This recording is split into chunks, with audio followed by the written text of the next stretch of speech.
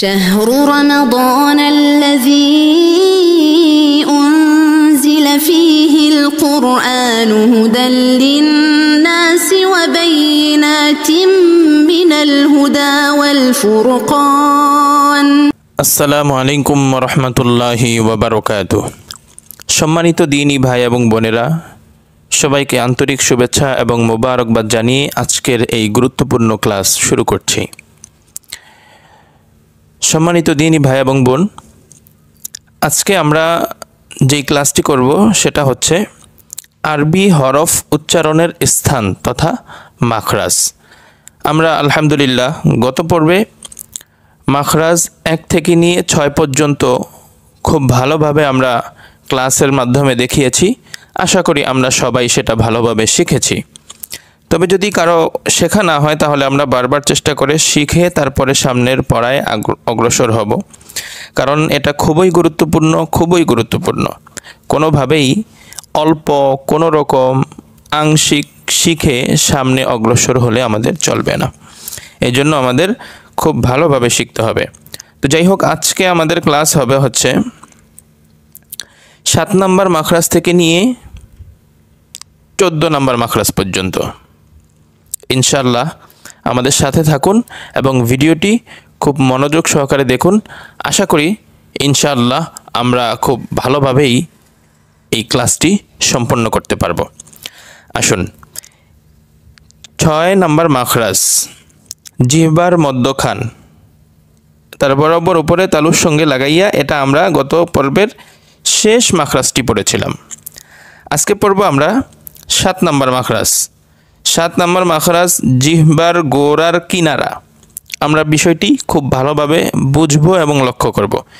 জিহ্বার গোড়ার কিনারা, জিহ্বার গোড়া থাকবে, আগা থাকবে, গোড়ার 2টা পার্শ্ব থাকবে, সাইড থাকবে জিহ্বার।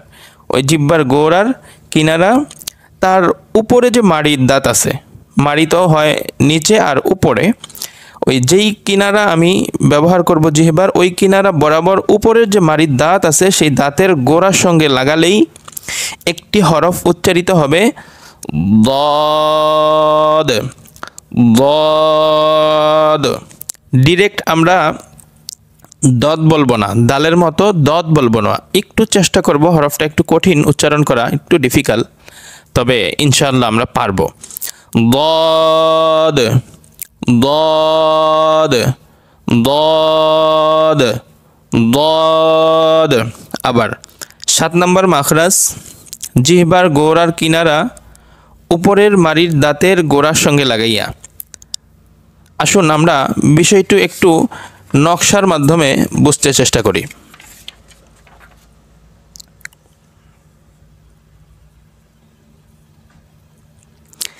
এই যে দেখুন, আমাদের সামনে একটি মুখের খালি জায়গা অঙ্কন করা আছে।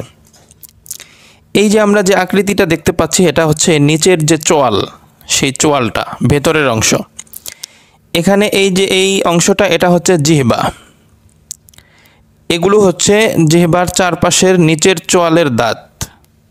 এগুলো হচ্ছে জিহ্বার চারপাশের নিচের চোয়ালের দাঁত। এখন আমরা মাত্র যে মাখরাজটি পড়লাম সেটা হচ্ছে জিহ্বার গোড়ার কিনারা। এই যে জিহ্বার গোড়া, এই গোড়ার এই কিনারাও হতে পারে বা এই কিনারাও হতে পারে, যে কোনো একটা হতে পারে।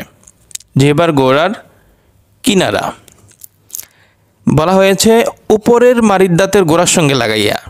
এটা তো নিচের মাড়ি, এই বরাবর উপরে যে মাড়ি থাকবে সেই মাড়ির যে দাঁত থাকবে, দাঁতের গোড়ার সঙ্গে লাগালেই একটি হরফ উচ্চারিত হবে, সেটা হচ্ছে দদ। দদ দদ দদ দদ দ দ দ না দ দ না দদ দদ দদ। আশা করি আমরা বিষয়টি বুঝতে পেরেছি।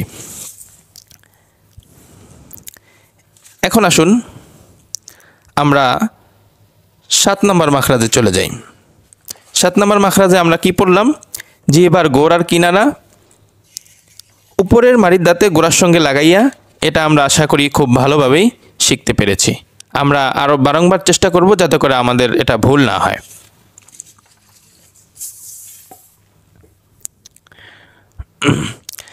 এখন আসুন আমরা 8 নম্বর মাখরাজ দেখব। এখন আমরা 8 নম্বর মাখরাজটি দেখব। 8 নম্বর মাখরাজে কি লেখা আছে? 8 নম্বর মাখরাজ জিহ্বার আগার কিনারা সামনের উপরের দাঁতের গোড়ার সঙ্গে লাগাইয়া। বিষয়টি আবার লক্ষ্য করি।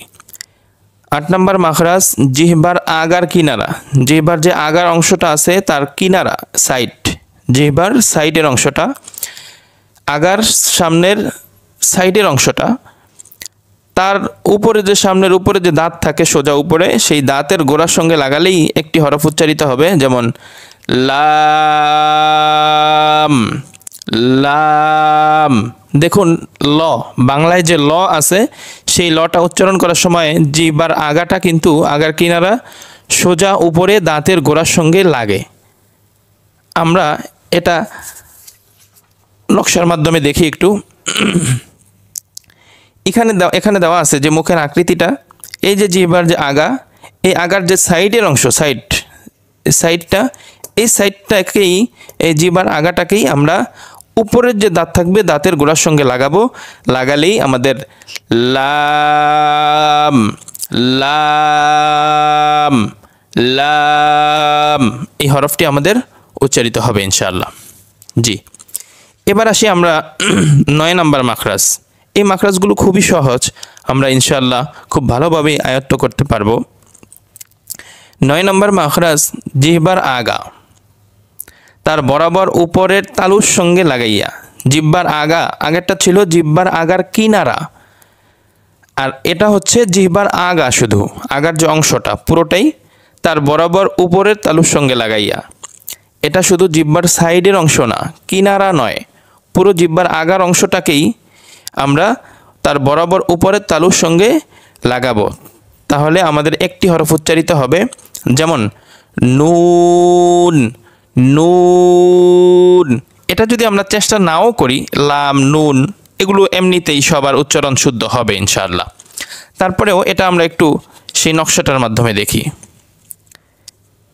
মাখরাজটা হয়েছে জিহ্বার আগা, আগেরটা ছিল জিহ্বার আগার কিনারা, এখনকারটা হচ্ছে জিহ্বার আগা, এই আগার অংশটা এতটুকু জায়গা। এই আগা সামনের উপরের 2 দাঁতের গোড়ার সঙ্গে লাগালেই আমাদের একটি হরফ উচ্চারিত হবে, যেমন নুন। নুন। তার বরাবর উপরের তালুর সঙ্গে লাগাইয়া নুন। আগেরটার সাথে আমাদের পার্থক্যটা একটু বোঝা উচিত। আগেরটা ছিল 8 নম্বরটা জিহ্বার আগার কিনারা ছিল, এটা জিহ্বার শুধু আগা। আগেরটা ছিল সামনের উপরে দাঁতের গোড়ার সঙ্গে লাগাতে হবে, আর এখনকারটা জিহ্বার আগা তার বরাবর উপরে তালুর সঙ্গে লাগাইয়া, যেমন নুন। আমরা একটু চেষ্টা করি, নটা উচ্চারণ করার সময় আমরা অটোমেটিকলি দেখব যে জিহ্বার আগাটা উপরের তালুর সঙ্গে লাগতেছে, দাঁতের গোড়া নয়, তালুর সঙ্গে লাগতেছে। আশা করি আমরা বিষয়টি খুব ক্লিয়ারলি বুঝতে পেরেছি। এবার আসি 10 নম্বর মাখরাজ। 10 নম্বর মাখরাজ জিহ্বার আগার পিঠ তার বরাবর উপরে তালুর সঙ্গে লাগাইয়া। র র র র। জিহ্বার আগার যে অংশটা, তার যে পিঠ মানে স্বাভাবিক যে উপরের সাইডটা থাকে, এটাই তার বরাবর উপরে তালুর সঙ্গে লাগালেই আমাদের একটি হরফ উচ্চারিত হবে, যেমন র র র। এরকম উচ্চারণ করব না, আমরা একটু মোটা করে উচ্চারণ করব, র র র র র। 10 নম্বর মাখরাজ জিহ্বার আগার পিঠ তার বরাবর উপরের তালুর সঙ্গে লাগাইয়া র র র র। আশা করি আমরা বিষয়টি বুঝতে পেরেছি। আমরা যদি এটা আবার একটু নকশার মাধ্যমে দেখি, তাহলে দেখব জিহ্বার আগার পিঠ কোনটা। জিহ্বার আগার পিঠ হচ্ছে এই যে এটা, এই জায়গাটা পিঠ, আগার সাইডের এতটুকুই তো মূলত আগা বলা হয়। এখান থেকে এই যে জায়গাটা, এটাকেই যদি আমরা একটু উপরে লাগাই তাহলেই এটা র র উচ্চারণ হয়ে যাবে। আশা করি আমরা বিষয়টি বুঝতে পেরেছি। এবার আসি আমরা 11 নম্বর মাখরাজ। এটাও খুব সহজ, এই মাখরাজগুলো খুবই সহজ। 11 নম্বর মাখরাজ জিহ্বার আগা সামনের উপরের 2 দাঁতের গোড়ার সঙ্গে লাগাইয়া। জিহ্বার আগা সামনের উপরের 2 দাঁতের গোড়ার সঙ্গে লাগাইয়া। দেখুন 8 নম্বরটা ছিল জিহ্বার আগার কিনারা, এটার সাথে এটার ব্যবধান হচ্ছে এটা শুধু আগা, আগার কিনারা নয়। এত ঝামেলায় আমাদের যাওয়ার প্রয়োজন নাই, আমরা এটা নর্মালি এটা সবার উচ্চারণ হয়ে যায়। 3টি হরফ উচ্চারিত হয়, যেমন তা তা তয় আকার তা বাংলা, একদম স্পষ্ট উচ্চারণ, এটা সবার হবে ইনশাল্লাহ। এটা আহামরি খুব বেশি চেষ্টা করে শিখতে হবে না। তা দাল দাল এটাও সবার হয়ে যাবে।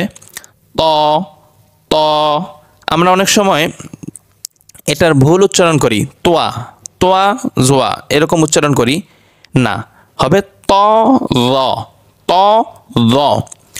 তা দাল ত ত তোয়া অশুদ্ধ তোয়া অশুদ্ধ, ত শুদ্ধ। ত ত দাল তা তা ত দাল তা। আমরা আশা করি এটা নকশার মাধ্যমে বোঝানোর প্রয়োজন নাই, এটা আশা করি আমরা সবাই সহজেই আয়ত্ত করতে পারবো। এরপরে আসি 12 নম্বর মাখরাজ। 12 নম্বর মাখরাজ জিহ্বার আগা সামনের নিচের 2 দাঁতের আগার সঙ্গে লাগাইয়া। পেট এবং আগা, নিচে এখানে একটু মিস্টেক আছে। জিহ্বার আগা সামনের নিচের 2 দাঁতের পেট এবং আগা, অর্থাৎ দাঁতের যে একটা বডি শেপ, দাঁতের যে একটা বডি শেপ সেটার